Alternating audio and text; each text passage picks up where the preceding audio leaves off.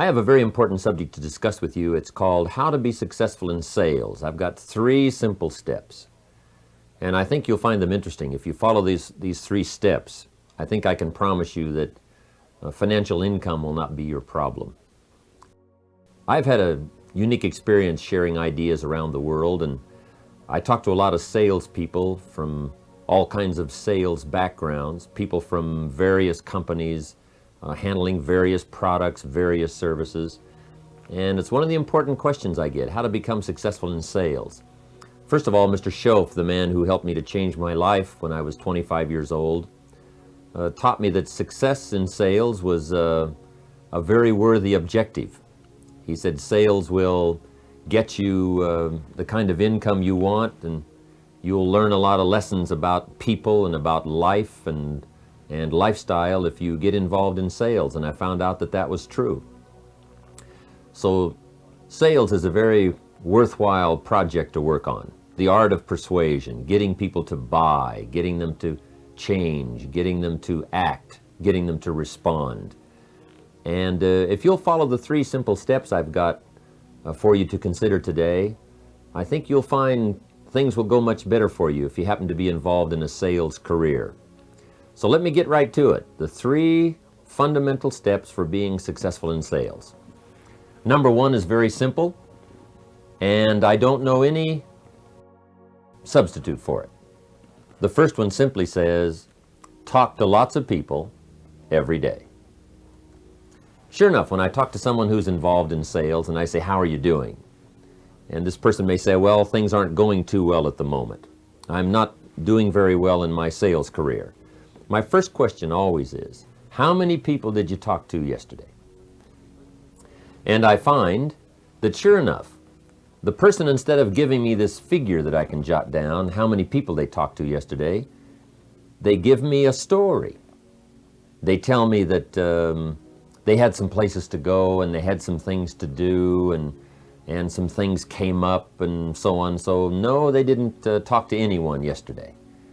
And I say, well, we've already identified the problem. Because the first step to success in sales is talk to lots of people every day. And then at the end of the day, it's very important to do one more thing. Jot down how many people you talk to.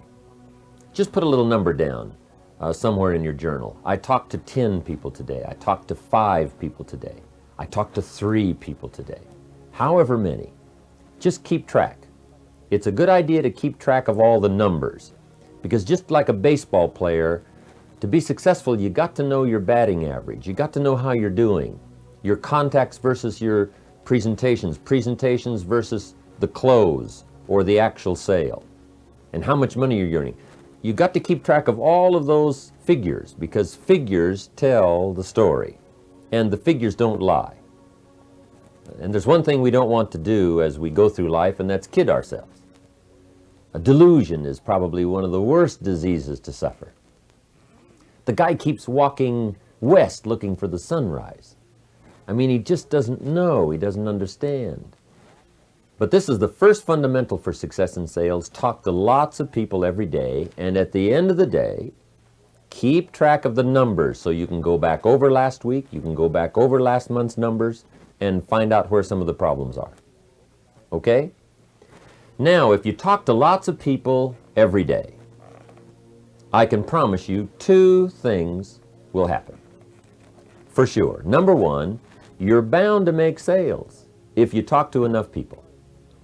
Even if you're just getting started in your sales career, or you just started for some new company, selling some new products, and you're not very good at it at first, people will still buy if you talk to enough of them.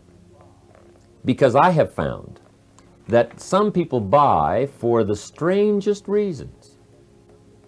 Honest. So if you talk to enough people, you'll find a whole variety of reasons why people will buy, and you'll have a chance to make sales. Some people buy out of sympathy for the salesperson. They really don't want to see your kid starve. And if you make a sincere presentation, even if it's faulty, somebody will buy just because they're benevolent. They want to help somebody, and you happen to be the next person along. So if you talk to lots of people every day, sure enough, you'll find some people that will buy because they're sympathetic. Okay? Now, some people buy for other strange reasons. Some people buy just because they have the wherewithal to buy. If I'm talking to someone and I know they're a person of means and they say, why should I buy your product or your service, Mr. Rohn? I simply say, well, because you can. I talk to people all day long who can't, but you can. So let me have your check. And sure enough, some people, just because they have the wherewithal to buy, will become a good prospect for a customer. So if you talk to lots of people every day, you're bound to make some sales. Even if at first your presentation was so bad you just went around all day saying to lots of people, you wouldn't want to buy anything, would you? Sure enough, somebody's going to say, well, maybe I would. What are you selling? And that'll get the process started. So if you talk to lots of people every day, you're going to find some people that will buy your product, that will buy your service. But that's the key. Talk to lots of people every day. Now here's the second thing that will happen. If you talk to lots of people every day, you're bound to get better. See, when you do something over and over and over again, your skill increases. When I first started lecturing about 15, 16 years ago, I will admit to you I wasn't that good at it. In fact, the first speech I gave, I stood up to lecture and my mind sat back down, if you've ever had that problem. I opened my mouth and nothing came out. My knees were knocking together. The sweat's pouring off my face. I'm shaking like a leaf. It's called terror, in case you haven't tried it. So that first one wasn't that good, but sure enough, I got up the courage to do it again. And when I did it again, it was easier. When I did it again, I got better. And now I've been lecturing constantly for the last 15, 16 years, and I've gotten better at it. And I can promise you that if you will practice your presentation, practice is just as valuable as a sale. Let's say you are just getting started and you talk to 10 people. 9 say no, and 1 says yes. The one that says yes is important to your financial success, but the 9 who say no are important to your personal progress, called practice. Because the more you practice, the better you will get at the job. So the first question here is, how long do you want it to take to get good at what you do? If you don't want it to take long, talk to lots of people every day, not only for the results of sales, but for the results of progress. And then, of course, when you get started, talking to lots of people every day, you can employ what we call the law of averages. And the law of averages will work for anyone. If you do something often enough, you'll get a ratio of results. If you're getting started and talk to 10 people and only 1 says yes, you've got a ratio going called 1 out of 10. And the unique thing about the ratio is once it starts, it tends to continue. If you talk to 10 more, sure enough, you'll get another one. If you talk to 10 more, you'll get another one. It's that uncanny thing called the law of averages. Now you might say, well, 1 out of 10 isn't that good, but at first you don't worry how good it is. You just get the ratio started. Then when you know you've got a ratio like 1 out of 10, see, you can start to compete. If I just joined the company and I can only get 1 out of 10, and you've been there for a while, so you can get 9 out of 10, if we have a contest, you and me, I will win. And the reason is because during the month, if it's a contest for a month, I will talk to 100 people and get 10. And see, if you're so good at it, you've probably only talked to 10 people and you've gotten 9. But sure enough, at the end of the month, I've got 10 and you've got 9. I win. I simply make up for in numbers what, first of all, I lack in skill. So that's number 1, both to learn and to grow and to get results. Talk to lots of people every day. There is no substitute for that in being successful in sales. Now here's the second step to be successful in sales. The second step is be real nice. I don't know any substitute for that.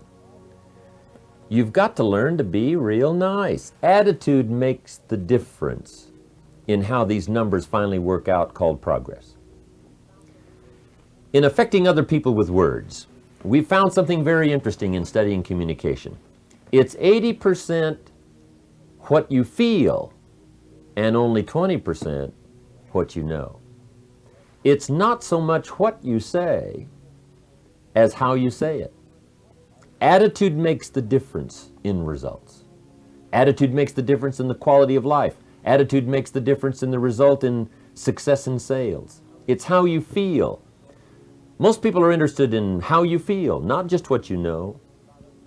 Your feelings of sincerity, your feelings about other people, your feelings about yourself, your feelings about the future, your feelings about the product. If you are positive, if you feel good, if you have a good personality, if you've worked hard on yourself, and now you make the presentation, you can't believe the difference that it will make. Practice being real nice. And I say practice because sometimes there isn't call really for being nice. When the weather isn't nice and your problems are heavy, we have a tendency to go on the negative side. But if you'll resist all of that and be nice when the weather isn't, be nice when other people aren't, be nice when the circumstances really seem to be going against you. If you will practice that daily, working on your attitude, because that makes the greatest difference in how your sales ratio finally works out. Practice being real nice. It means learning to work harder on yourself than you do on your prospect. Most salespeople say, I've got to work hard on my prospect, but see, that isn't where it's at. You've got to learn to work hard on yourself. Work hard on your personality. Work hard on your language. Work hard on your style, your presentation style. Work hard on learning how not to talk too long, not to talk too little, but making it just right.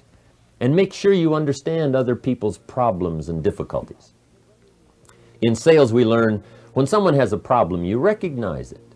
You say, John, I can understand how that feels. I've been there. I know what it's like not to have the money. I know what it's like to have a difficult time making the decision. I've had those times all through my life. Understanding, sympathy, awareness, sincerity, style, commitment, courage, excitement, being positive. Those are all the elements that really changes the ratio in sales. So number 2 is so important, being real nice. Now here's the third step to being successful in sales, and I think you'll agree with me as to the importance of this one. And number 3 is give good service. There's no substitute for good service. At the end of the day, it's not a bad idea to jot down your grade for the day for service. At the end of the day, just take a little time to think about the day and say, would you give yourself an A today for service? The people that you've sold to, did you follow through? Did you write them a little note? Did you say thank you on the telephone? See, the real work begins after you've made the sale. When the prospect is already on the file, or the customer is already on the file, now you've got to take the time to make sure you render good service. And see, that's where the big money is. The big money is in taking care of the people that you sell to. Excellent service leads to multiple sales. One good customer properly taken care of will open doors for you you can't open by yourself. They'll get you to see people you could never see on your own. Somebody well taken care of. So at the end of the day, contemplate, did I get an A today for service? Did I get a B? Was it a C, sort of average? Was it D, not too good? Was it an F? Wasn't my day? Make sure you have a good plan for rendering good service and taking care of what you start. And if you'll follow that important step, service, concentrate on that. Do all the little things that most people don't do. Write the notes most people don't write. Make the calls most people don't make. Do the smiling most people don't do. Take care of the things most people don't take care of, the little details. If you'll make that part of your sales program, service, follow-up, contact, making sure you keep in touch, call them before they call you, you can't believe the difference it'll make in your overall sales effort. So if you'll follow those 3 steps, talk to lots of people every day, there's no substitute for the numbers. Pass out your business cards, make the contacts, make the calls, stack up the numbers. If you'll do that, and number 2, practice attitude. Make sure personality and style and feelings and awareness and compassion and understanding is the major part of your communication process and your sales process.